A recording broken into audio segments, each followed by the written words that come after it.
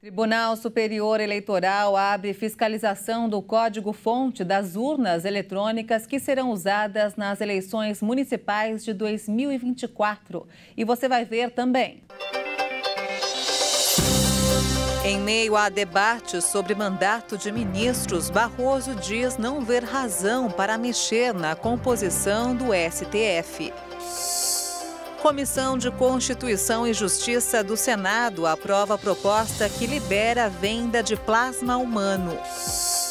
Decisão unânime, STF determina que governos elaborem plano para melhorar o sistema prisional.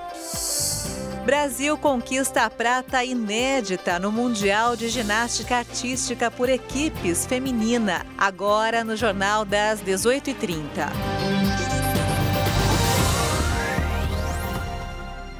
Olá, boa noite. São 18h33 pelo horário de Brasília e você acompanha agora as principais notícias do Brasil e do mundo desta quarta-feira. O Tribunal Superior Eleitoral abriu a fiscalização do código-fonte das urnas eletrônicas que serão usadas nas eleições municipais de 2024. A inspeção pode ser feita por partidos e entidades fiscalizadoras. A cerimônia deu início oficial ao processo de fiscalização e transparência das urnas eletrônicas para as próximas eleições, que acontecem no ano que vem. O TSE abriu o código-fonte, conjunto de comandos de computador que determina como funciona a urna eletrônica. Com isso, o tribunal permite a inspeção da urna pelos partidos e entidades fiscalizadoras. O código-fonte permanece aberto à inspeção até que o sistema seja lacrado, o que acontece às vésperas do pleito. O presidente do TSE, ministro Alexandre de Moraes, comandou a cerimônia, que contou ainda com a participação de representantes de entidades como o Ministério Público Federal, a Polícia Federal, a Ordem dos Advogados do Brasil, além de partidos políticos. Moraes afirmou que todos aqueles que quiserem fiscalizar para mais uma eleição com transparência e democracia. O Brasil possui mais de 156 milhões de eleitores aptos a votar nas eleições municipais de 2024, que vão ocorrer em 5.570 cidades. Em 40 segundos, a Comissão de Constituição e Justiça do Senado aprovou a PEC que limita prazos e decisões individuais no Supremo Tribunal Federal. A proposta avança em meio a embate entre Congresso e Corte. A proposta de emenda à Constituição altera, entre outros pontos, as regras para pedidos de vista e para decisões individuais de ministros do Supremo Tribunal Federal. O projeto define que pedidos de vista ou mais tempo para análise em tribunais devem ser coletivos e limitados a 6 meses, podendo ser renovados por mais 3. Após o prazo, o processo seria incluído automaticamente na pauta de votações. A PEC também proíbe decisões de um único ministro que tenham como efeito suspender leis ou atos normativos que atinjam a coletividade e suspender atos dos presidentes da República e dos presidentes da Câmara, do Senado e do Congresso. O Supremo Tribunal Federal já havia aprovado em dezembro de 2022 uma mudança nas regras internas das cortes em que decisões individuais urgentes devem ser submetidas imediatamente para julgamento dos demais colegas, para evitar grave dano ou garantir a eficácia de decisão anterior. Em 2019, o plenário do Senado rejeitou uma PEC com o mesmo conteúdo. Propostas desse tipo precisam de 49 votos favoráveis no Senado, em 2 turnos.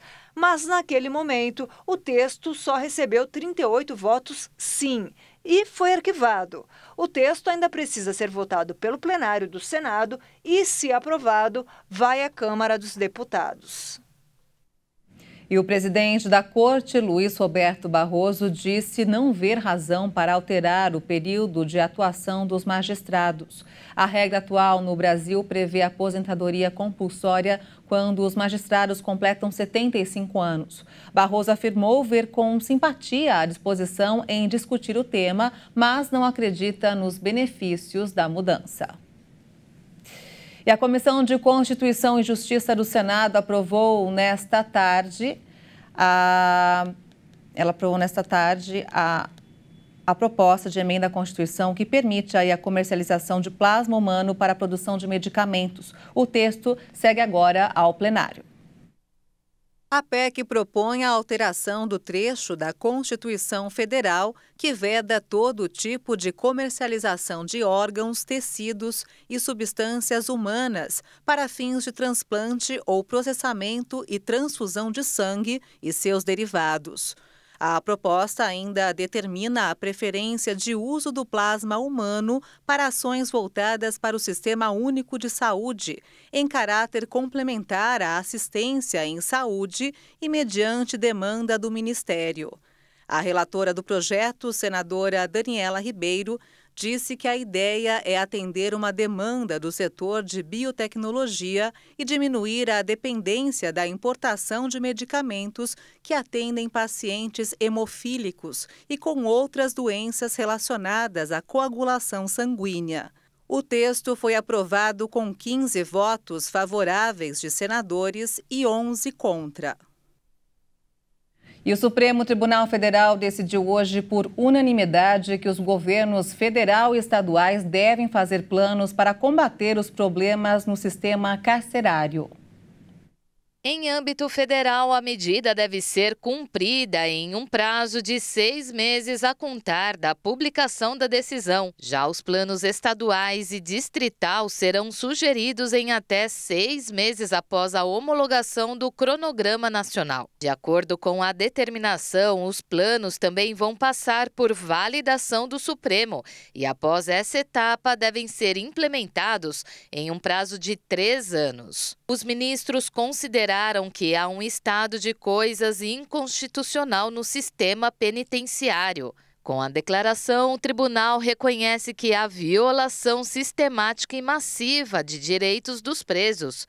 Pode, então, estabelecer que o poder público tome providências. Os planos dos governos deverão contar com medidas como controle de superlotação dos presídios por meio de mutirões que examinem processos de execução de pena, aprimoramento da infraestrutura dos presídios e controle da entrada e saída de detentos. A plataforma de renegociação do programa Desenrola Brasil deve ser lançada na segunda-feira. Nessa nova fase, serão renegociadas dívidas de pessoas com renda de até 2 salários mínimos. Os interessados precisarão se cadastrar na plataforma gov.br. Que cria o programa Desenrola Brasil de renegociação de dívidas e limita os juros do cartão de crédito, foi sancionado pelo presidente Lula nesta terça-feira e sem vetos. O texto foi aprovado pelo Senado na semana passada, depois de passar pela Câmara dos Deputados. A nova lei remete ao Conselho Monetário Nacional a fixação de limites para os juros do rotativo do cartão de crédito, cobrados quando o consumidor não paga a fatura. Hoje, os bancos têm liberdade para fixar a taxa. As taxas de juros vão ter um teto de 100% do valor da dívida, caso as instituições financeiras não apresentem uma proposta de autorregulação em 90 dias. O Desenrola Brasil permite que as pessoas renegociem suas dívidas. Essa nova fase do programa vai tratar de débitos com bancos, exceto financiamentos imobiliários, fornecedores, como água e luz, e com o varejo. Vamos agora ao mercado financeiro. O dólar fechou em queda nesta quarta-feira, enquanto investidores repercutiram dados econômicos dos Estados Unidos que trouxeram melhores sinais sobre o futuro dos juros e da atividade econômica no país. Já o Ibovespa encerrou em alta, mesmo com o movimento de aversão a riscos que domina aí os mercados mundiais e com a queda na cotação do petróleo de mais de 5%. As petrolíferas, que encerraram o dia no vermelho, têm forte presença na carteira do índice. Ao final da sessão, a moeda norte-americana caiu 0,01% e encerrou o dia cotada a R$ 5,15 na venda. E o Dia das Crianças está chegando e o comércio eletrônico já está a todo vapor. Mas é preciso pesquisar antes de comprar. Um levantamento apontou que os preços dos brinquedos em compras online podem ter uma variação muito alta. O Procon do Rio de Janeiro divulgou uma pesquisa em lojas virtuais com foco no Dia das Crianças e constatou uma variação de até 251% nos valores de 100 brinquedos. De acordo com o levantamento, as variações nos preços dos brinquedos mais significativas foram de 251% em um jogo e 235% em um quebra-cabeça. Já a menor variação ficou a cargo de um lançador com acessórios, que variou 12% em lojas diferentes. A pesquisa foi realizada entre os dias 25 de setembro e 2 de outubro em lojas virtuais direcionadas às crianças, que inclusive vêm sendo fiscalizadas pelo Procon. Alguns sites foram notificados por apresentarem irregularidades na informação do preço que podem induzir o consumidor ao erro. O objetivo da pesquisa foi ajudar o consumidor e demonstrar que a pesquisa do mesmo produto em locais diferentes pode ajudar o consumidor a economizar de modo significativo. O Procon informou que vai manter a vigilância no e-commerce durante a semana do Dia das Crianças e a intenção é garantir a segurança dos consumidores e orientar os fornecedores quanto às boas práticas de consumo. O Procon recomenda aos consumidores que pesquisem bastante antes da compra e que fiquem atentos ao prazo de entrega e às especificações do produto a ser comprado. O consumidor deve verificar se o brinquedo adquirido tem o selo do Inmetro, que garante que o produto passou por testes antes de ser liberado para comercialização, e se tem o rótulo que está livre de agentes que possam causar intoxicações ou alergias às crianças. E veja a seguir, Estados Unidos vão enviar armas e munições apreendidas no Irã à Ucrânia. E ainda, Brasil conquista prata inédita no Mundial de Ginástica Artística por equipes feminina. Nós voltamos em instantes, até já.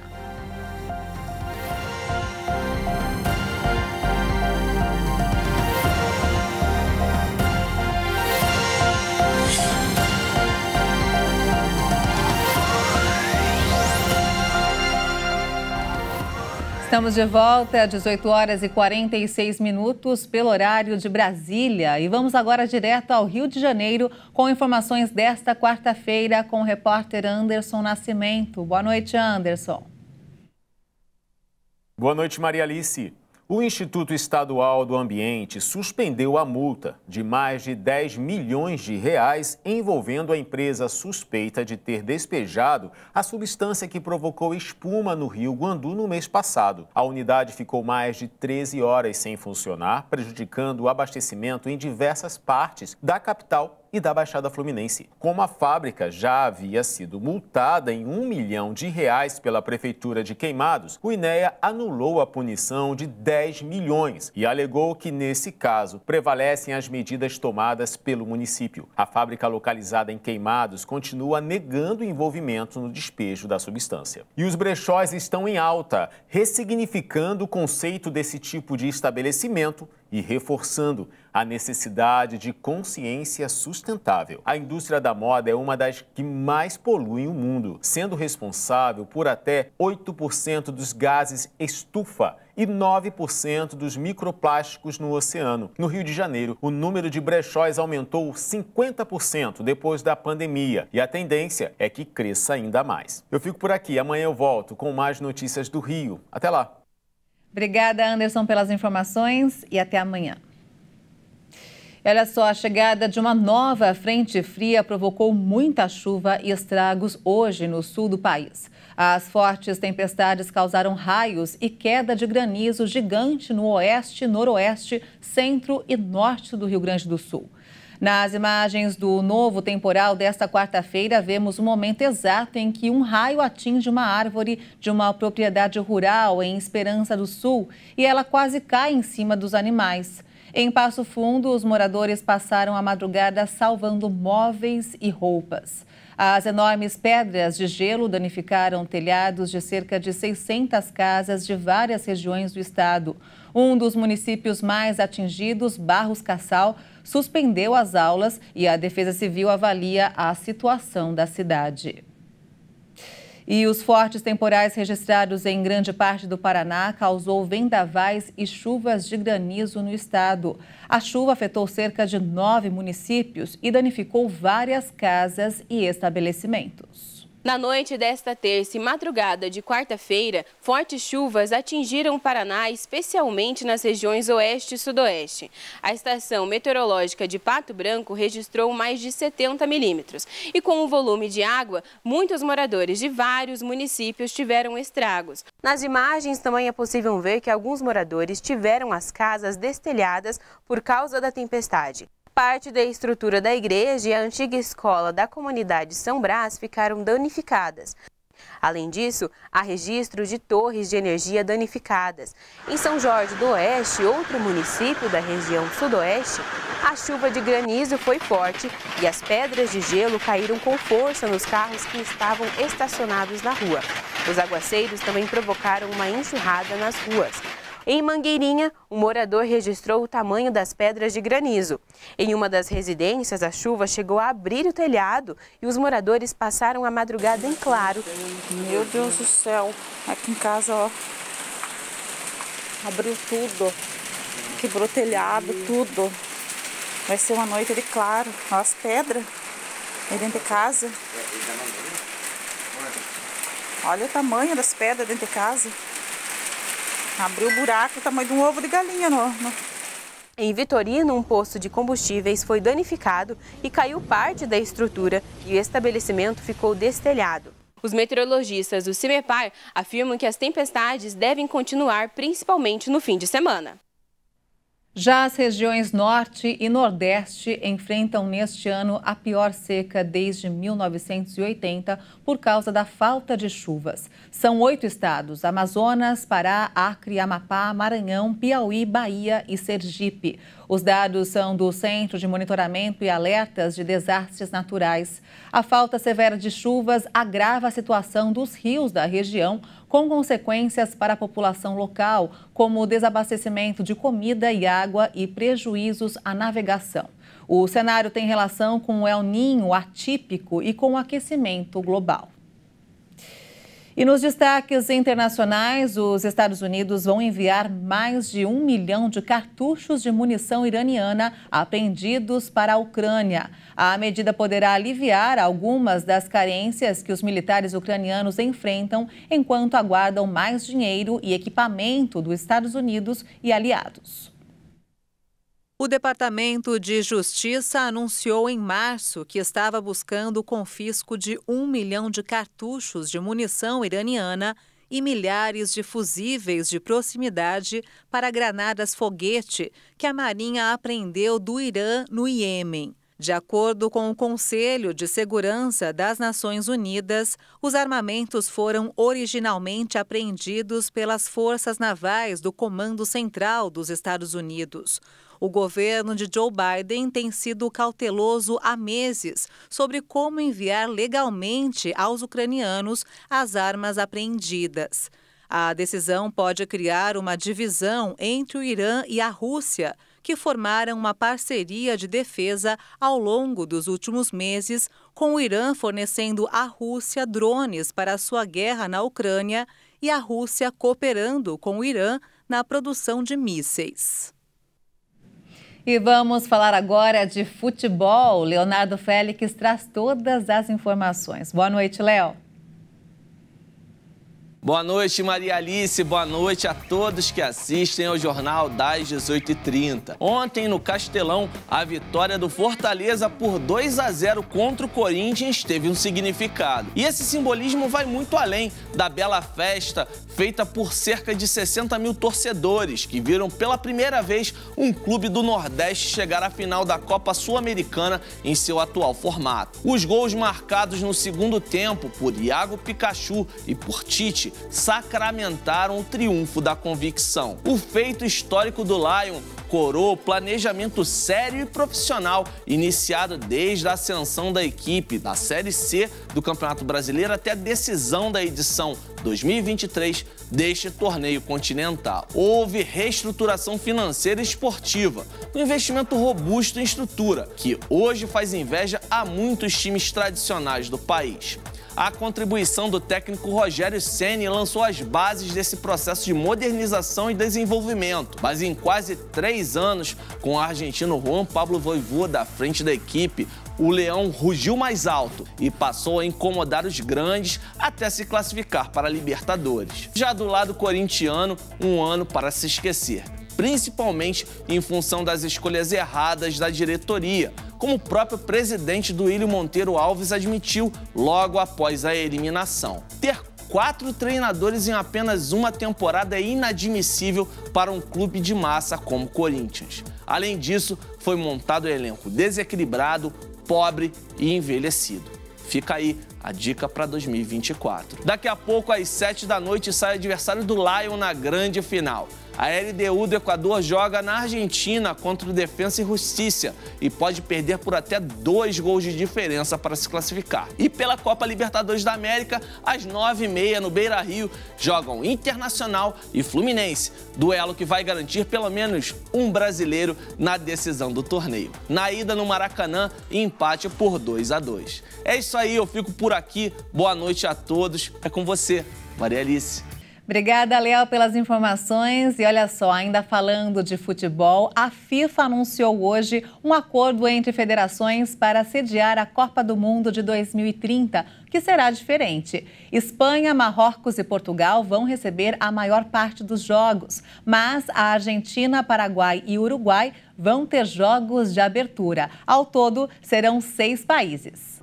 O anúncio foi feito pela FIFA e encerra a rivalidade anunciada entre os 2 favoritos, uma candidatura conjunta de Argentina, Uruguai, Chile e Paraguai e outra com Espanha, Portugal e Marrocos. De acordo com a entidade máxima do futebol, uma cerimônia do centenário vai acontecer no estádio de Montevidéu, que sediou a primeira edição da competição, quando 13 seleções se reuniram em uma mesma cidade anfitriã. Montevidéu, Assunção e Buenos Aires vão receber um jogo cada na Copa de 2030, com os 3 organizadores principais, Espanha, Portugal e Marrocos, recebendo a maior parte das partidas. E ainda falando de esporte, olha só, o Brasil ganhou medalha de prata inédita hoje na competição por equipes femininas no Campeonato Mundial de Ginástica Artística na Bélgica e se classificou para os Jogos Olímpicos de Paris. O Brasil ficou atrás dos Estados Unidos de Simone Biles. Já a França fechou o pódio e ficou com a medalha de bronze. Essa é a primeira vez na história que a seleção brasileira termina entre as 3 primeiras em uma competição de primeiro nível internacional na disputa entre equipes. Rebeca Andrade e Flávia Saraiva foram as grandes estrelas do time brasileiro e participaram de todos os aparelhos. O Brasil terminou a final com um pouco mais de 165 mil pontos. Parabéns aí às meninas brasileiras. E o Jornal das 18h30 fica por aqui. Você acompanha outras informações durante a nossa programação. Obrigada pela sua companhia, uma ótima noite para você e até amanhã.